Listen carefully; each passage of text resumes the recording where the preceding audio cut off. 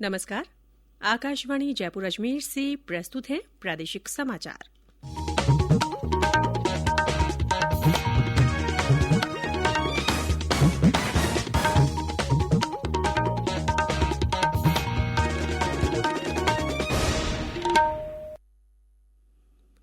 समाचारों के साथ मैं रितिका गुप्ता।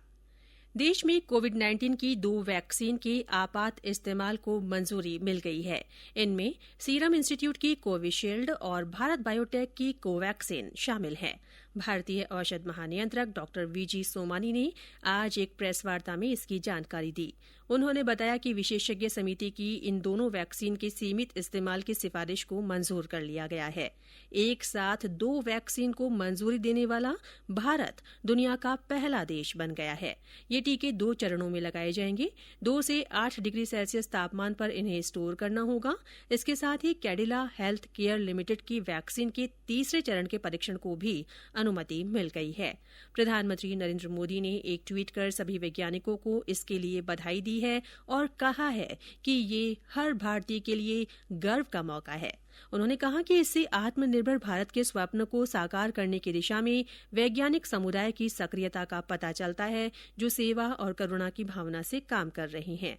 सूचना और प्रसारण मंत्री प्रकाश जावड़ेकर ने भी अपने ट्वीट संदेश में कहा कि ये भारत के लिए एक ऐतिहासिक क्षण है। इस बीच नई दिल्ली के एम्स के निदेशक डॉ रणदीप गुलेरिया ने कहा है कि केंद्र से वैक्सीन की मंजूरी मिलते ही कोविड-19 टीकाकरण कार्यक्रम शुरू कर दिया जाएगा। उन्होंने कहा कि इससे संबंधित सूचनाएं स्वास्थ्य मंत्रालय की वेबसाइट पर उपलब्ध होंगी।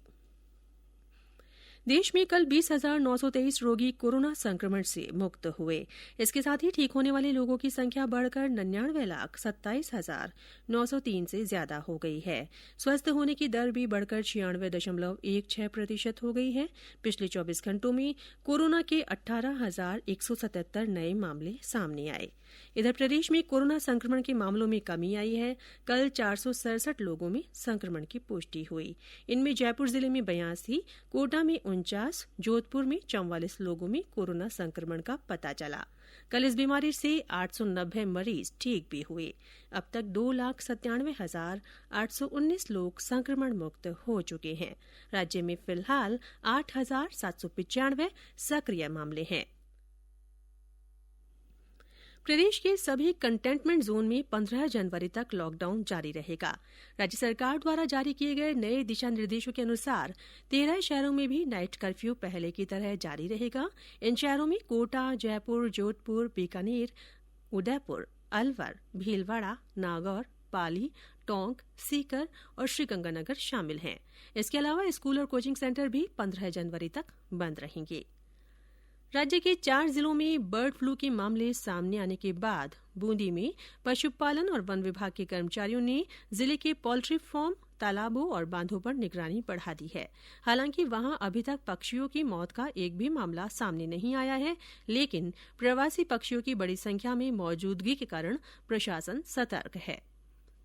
आज देश की पहली महिला शिक्षिका और समाज सुधारिका सावित्री बाई फूले की 189वीं जयंती है। इस अवसर पर केंद्रीय सूचना और प्रसारण मंत्री प्रकाश जावड़ेकर ने एक ट्वीट कर उन्हें नमन किया।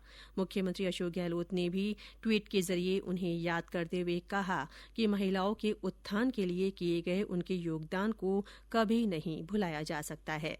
मुख्यमंत्री अशोक गहलोत ने इसरो के पूर्व चेयरमैन पद्म विभूषण सतीश धवन को भी उनकी पुण्यतिथि पर एक ट्वीट के जरिए श्रद्धांजलि दी है। राजधानी जयपुर सहित प्रदेश के कई स्थानों पर बारिश के समाचार हैं। अलवर के लक्ष्मणगढ़ में आज सुबह बारिश के साथ ओले भी गिरे। सवाईमाधोपुर, करौली, बूंदी, बारां और बांसवाड़ा जिलों में कल रात हल्की से मध्यम दर्जे की बरसात हुई। कोटा में कल तेज बरसात हुई। कुछ स्थानों पर ओले भी गिरे। इस बारिश से फसलों को लाभ पहुंचने की उम्मीद जताई जा रही है।